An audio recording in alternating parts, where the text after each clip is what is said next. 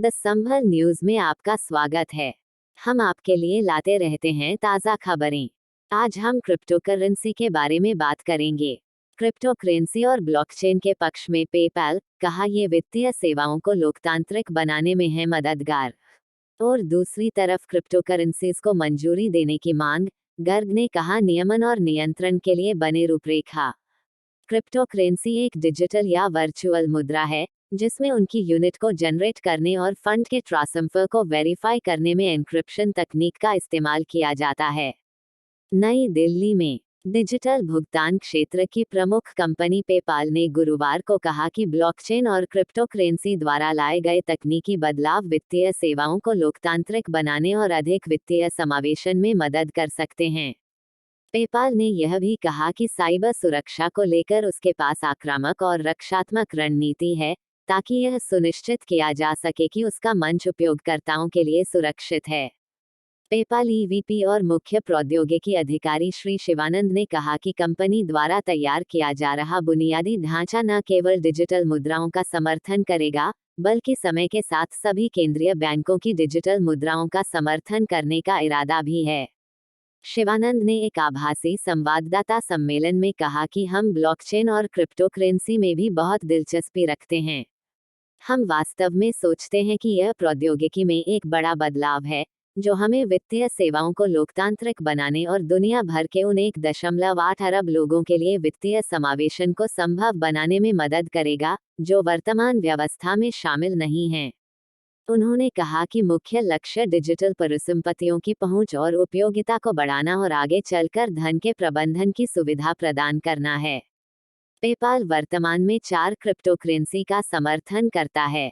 उन्होंने कहा कि ब्लॉकचेन और क्रिप्टो करेंसी की अभी शुरुआत है और आगे बढ़ने के लिए इस क्षेत्र में अभी बहुत कुछ सीखने व करने की आवश्यकता है। क्रिप्टो करेंसी एक डिजिटल या वर्चुअल मुद्रा है जिसमें उनकी यूनिट को जनरेट करने और फंड के ट्रांसफर को वेरीफाई करने में एन्क्रिप्शन तकनीक का इस्तेमाल किया जाता है। आरबीआई ने 2018 में क्रिप्टो करेंसी पर प्रतिबंध लगा दिया था और सभी को वर्चुअल मुद्रा में लेनदेन को रोकने का आदेश दिया था। सुप्रीम कोर्ट ने 2019 में केंद्र से क्रिप्टो करेंसी के लिए एक नीति बनाने को कहा और 2020 में आरबीआई द्वारा क्रिप्टो करेंसी पर लगाए गए प्रतिबंध को समाप्त कर दिया। क्रिप्टो करेंसीज को मंजूरी देने की मांग, गर्ग ने कहा नियमन और नियंत्रण के लिए बने रूपरेखा। रिजर्व बैंक ने 2018 में वर्चुअल माध्यम से क्रिप्टो करेंसी में होने वाले व्यापार पर एक तरह से प्रतिबंध लगा दिया था।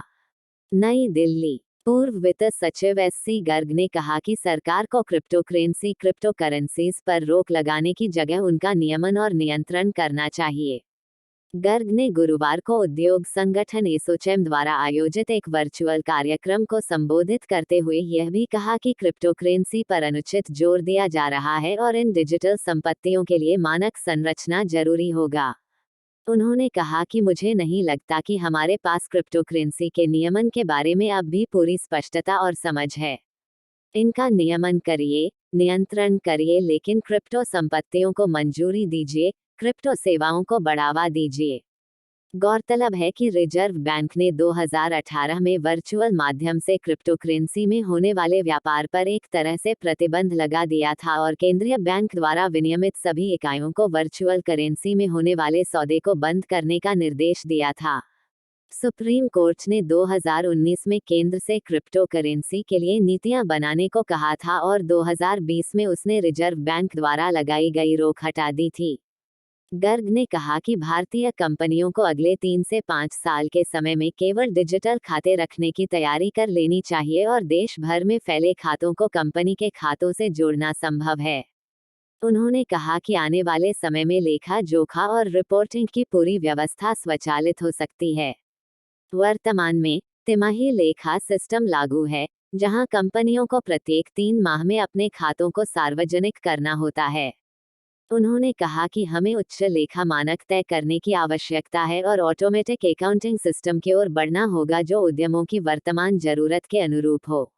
एसोचैम के अकाउंटिंग टास्क फोर्स के चेयरमैन अशोक हल्दिया ने कहा कि फाइनेंशियल रिपोर्टिंग बिजनेस की भाषा है और समय समय पर अकाउंटिंग स्टैंडर्ड में समीक्षा करने की आवश्यकता है। व्यवसाय बदल रहे हैं, इसलिए किसी को भी अलग रखकर नहीं देखा जा सकता है। इसमें कई पक्षकार शामिल हैं। इन अकाउंटिंग स्टैंडर्ड को दिखाने की आवश्यकता है कि वह क्या हैं और समाज को क्या वापस दे रहे हैं।